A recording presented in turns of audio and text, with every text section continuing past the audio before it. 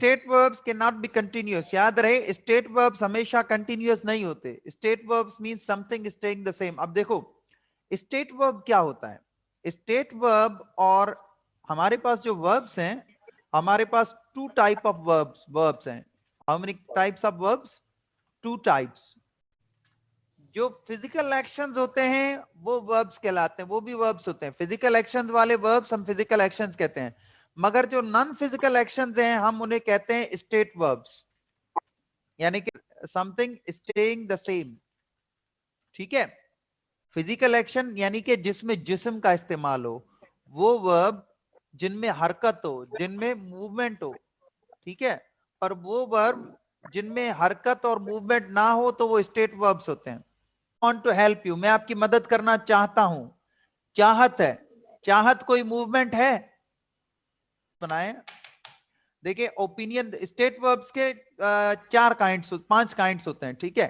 Opinion में इस्तेमाल होते हैं, पोजीशन में इस्तेमाल होते हैं, सेंसेस में इस्तेमाल होते हैं, इमोशंस होते हैं, स्टेट्स और क्वालिटीज होते हैं।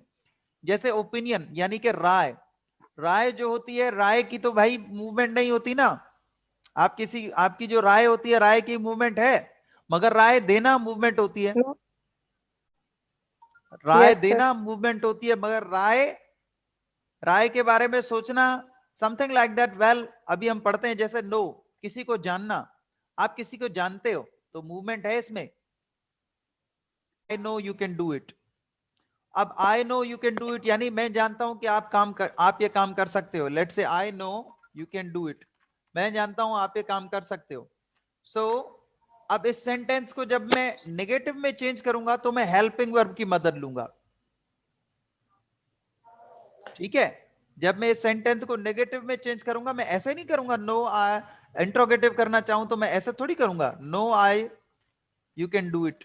ऐसा होगा कि हेल्पिंग वर्ब इसको नो। आगे कर दो? नहीं, क्योंकि ये हेल्पिंग वर्ब नहीं है। It is not an auxiliary verb. याद रहे, जो ऑक्सिलरी वर्ब होता है, जैसे शुड हो गया, जैसे शुड हो गया, वुड हो गया, कुड हो गया, कैन हो गया, मस्ट हो गया, ये ऑक्सिलरी वर्ब्स हैं। इनकी पोजीशन चेंज करने पर हम इंट्रोगेटिव नेगेटिव बना सकते हैं, मगर एक स्टेट वर्ब की पोजीशन कभी चेंज नहीं होगी। स्टेट वर्ब अपने साथ हमेशा एक दूसरा हेल्पिंग वर्ब लेगा। जैसे आई know you can do it, do I know, क्या मैं जानता हूं।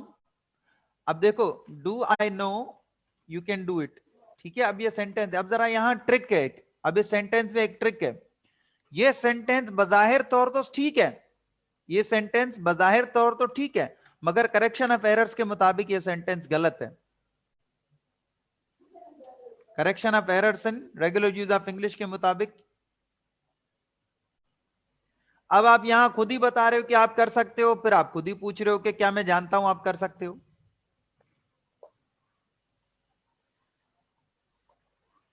ठीक है। मगर वैसे आप इस तरह सेंटेंस बनाओगे, this is all correct, you can do it, no problem. ठीक है। अब इसी तरह, अब ये आपका काम है बिलीव के साथ सेंटेंस बनाना। जैसे मैंने नो के साथ सेंटेंस बनाया, तो आपने यहां बिलीव के साथ सेंटेंस बनाना है और फिर उसकी मीनिंग लिखनी है। अंडरस्टैंड के साथ सेंटेंस बनाना है और उसकी मीनिंग लिखी है। अंडरस्टैंड। ठीक है। प्रिफर, प्रिफर के यस साथ सर। सेंटेंस बनाना है। देखो प्रिफर क्या होता है, प्रिफर स्टेट वर्ब है, किसी चीज को तरजीह देना। मूवमेंट है, आई एम प्रिफरिंग यू, ऐसा नहीं होगा। State verb okay. कंटिन्यूअस नहीं होता। ठीक है। फिर उसके बाद इंक्लूड है। अब देखो एक इंक्लूड फिजिकल होता है और एक इंक्लूड फिजिकल नहीं भी होता, वो मैं आगे आपको समझा रहा हूं। आपको इनके साथ अपने खुद सेंटेंसेस बनाने। ओके। किसी से प्यार करना, किसी से नफरत करना, किसी को पसंद करना, किसी चीज से चाहना, किसी चीज की जरूरत होना, किसी चीज की ख्वाहिश होना, किसी चीज की विश करना, या मतलब किसी चीज को पाने की उम्मीद करना। फील, सी, अपी, अपेयर, ये सेंसेस हैं, ये इमोशंस हैं। तो ये स्टेट्स होती हैं, मगर सम स्टेट्स फिजिकल भी होती हैं। जैसे लेट से अभी मैंने यहाँ पे आपको हैव बताया कि हैव इंक्लूड का जो है दूसरा फॉर्म होता है वो फिजिकल होता है, दूसरा फॉर्म नॉन फिजिकल होता है। तो हमें सेंटेंस के हिसाब से, everything depends upon your sentence. जैसे मैंने आपको पहले भी बताया, प्रीपोजिशन का इस्तेमाल हम कहाँ करते हैं? अगर सेंटेंस में एक वर्ड जो है कि नाउन से पहले आ रहा है तो वो प्रीपोजिशन है, मगर अगर वही वर्ड एक वर्ड को वर्ड से मिला रहा है तो कंजक्शन है, क्लॉज को क्लॉज से मिला रहा है तो कंजक्शन है, ठीक है, सेंटेंस को सेंटेंस से मिला रहा है तो कंजक्शन है। तो ऐसा कभी फिक्स नहीं है कि इंग्लिश में अगर ऊपर मैंने थ्रू लिखा है ना, तो ये फिक्स नहीं है कि थ्रू प्रीपोजिशन ही होगा, ठीक है। मैं दोबारा बता रहा हूं, मैं दोबारा यहां वापस आके आपको ये चीज समझा रहा हूं, अगर यहां थ्रू लिखा हुआ है तो ये कंफर्म नहीं है कि थ्रू प्रीपोजिशन ही है हमेशा। ये नहीं रहे जहन में रखना कि थ्रू अब ऑलवेज प्रीपोजिशन रहेगा, नहीं। अगर यहां क्लॉज है, यहां पे भी क्लॉज आ जाए तो फिर ये थ्रू कंजक्शन बन जाएगा। द स्ट्रीट्स की जगह यहां पर खाली नाउन है ना, यहां पर खाली सब्जेक्ट है ना, वर्ब लगा दूं क्लॉज बन जाएगा, तो फिर क्लॉज को क्लॉज से मिला लेगा, कंजक्शन बन जाएगा, ठीक है, क्लियर। कंटेन है, मेजर है, कंसिस्ट है, हेट है, कॉस्ट है, एग्जिस्ट है, डिपेंड है, ठीक है। ये मैंने आपके सामने सारी चीजें रख ली हैं, बल्कि ये वाली हो गई हैं। ये आप लोगों का होमवर्क है, ये आपने करना है। जब नेक्स्ट वीक में जब सेशन लूंगा ना, सैटरडे वाले दिन, पहले ये चीजें चेक करूंगा मैं आपकी, ये वाली, और मेक श्योर ओके इनकी मीनिंग नहीं हुई तो मैं आपके सारे सेंटेंसेस को रिजेक्ट कर दूंगा, क्योंकि आप इंग्लिश बोलना यहां से सीखोगे। और ट्राई कि जो आप यहां से सीखो वो अपनी रेगुलर लाइफ में अप्लाई करो। हमारी पता है हमारी प्रॉब्लम क्या होती है, हम जो स्कूल में सीखते हैं वो हम अपनी लाइफ में अप्लाई नहीं करते, that's the problem, that's the major problem, that's the major drawback. What you learn in your school, practical it in your life.